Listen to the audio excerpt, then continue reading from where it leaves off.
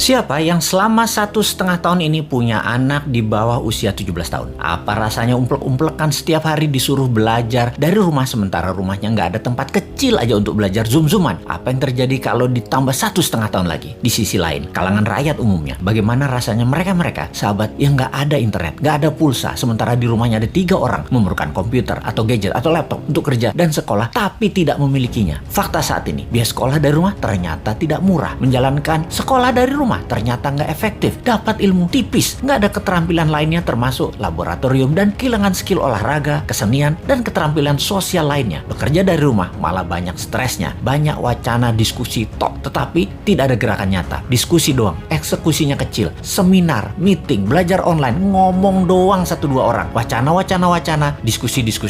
Rekening mah minus juga. Saat ini dunia bergeser jauh. Berapa lama kita akan menjadi seperti ini di bawah serangan virus? Jawabannya, kalau gini cara mengelolanya, selamanya, setidaknya sampai tahun 2025. Demikian kata WHO dan World Bank. Waduh, paling cepet 2023 awal deh. Tetap aja lama. Maunya tahun 2021 ini paling lama selesai deh. Vaksin dah tuh 100% orang Indonesia. Pertanyaan lagi, apakah selesai COVID? Ya nggak tahu juga. Menurut Ngana, selesaikah COVID ketika 100% manusia Indonesia sudah divaksin? Jawabannya nggak tahu. Misalnya, manusia setelah divaksin, efeknya tingkat kematian dan fatality-nya menurun. Tetapi tetap bisa kena. Dimana kalau kena ya isolasi mandiri, katakan 10 hari. Setiap hari ada 30.000 orang bergantian bergiliran. Tiap hari ada 30.000. Karena 10 hari di isoman, maka yang dikurung hari itu adalah 300.000 orang per hari yang terkurung gantian sampai 100 juta orang. Gitu ya, 2 tahun itu bisa tercapai? Bisa lebih. Serem amat ya kalau ini terjadi. Untuk mencapai 60% populasi yang benar, ya bisa 2 tahun lagi, mungkin bisa 4 tahun lagi. Kalau hal ini terjadi, maka bukan hanya ekonomi yang ambiar, tetapi keterampilan sosial anak kita, keterampilan lainnya hilang. Bisa terjadi generation gap yang parah, di mana di tahun 2045, 24 tahun lagi, mereka usianya yang sekarang 10-20 tahun itu adalah mereka menjadi tulang punggung angkatan kerja dan usaha. Mereka, bayangkan, tidak punya keterampilan yang mumpuni. Maka angkatan yang usianya 50-70 tahun di kemudian tadi masih tetap bekerja dan ini tidak efektif. Maka gawat kalau bernegara tidak ada yang memikirkan hal ini, tetapi lebih memikirkan tenaga kerja asing bagaimana bisa masuk terus dengan dilindungi pejabat paling berkuasa. Alhamdulillah berhasil masuk terus. Itu lebih penting baginya sekarang. Saat ini generasi mendatang ngapain gue pikirin katanya. Yang penting saat ini lagi berkuasa, gak ada yang boleh halangin. Pokoknya gigi 5, gaspol, gue harus kaya. Lalu siapa yang urus generasi muda yang sudah 1,5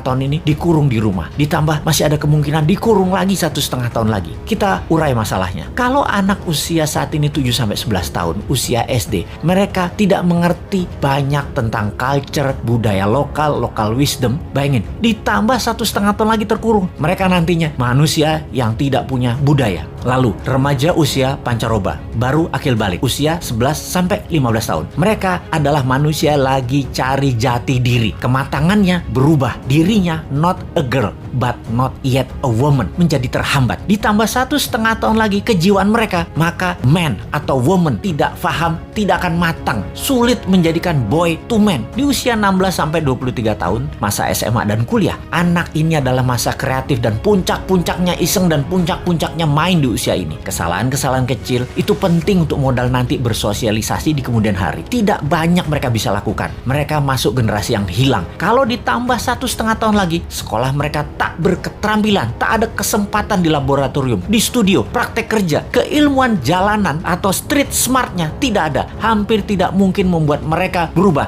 from man to gentleman. Ada 40% saat ini dari populasi Indonesia yang usianya saat ini 7-23 tahun. Yang 20 tahun lagi mereka merupakan tulang punggung keluarga, bangsa, negara. Jadi apa mereka ini nantinya? Ada yang mikirin pelindung nikel, mikirin. Yang pasang baliho jualan tahun 2024 itu mikirin. Yang menjabat sekarang mikirin. Kalau bosman, ada tuh bala muda walau kecil, kita berjuang.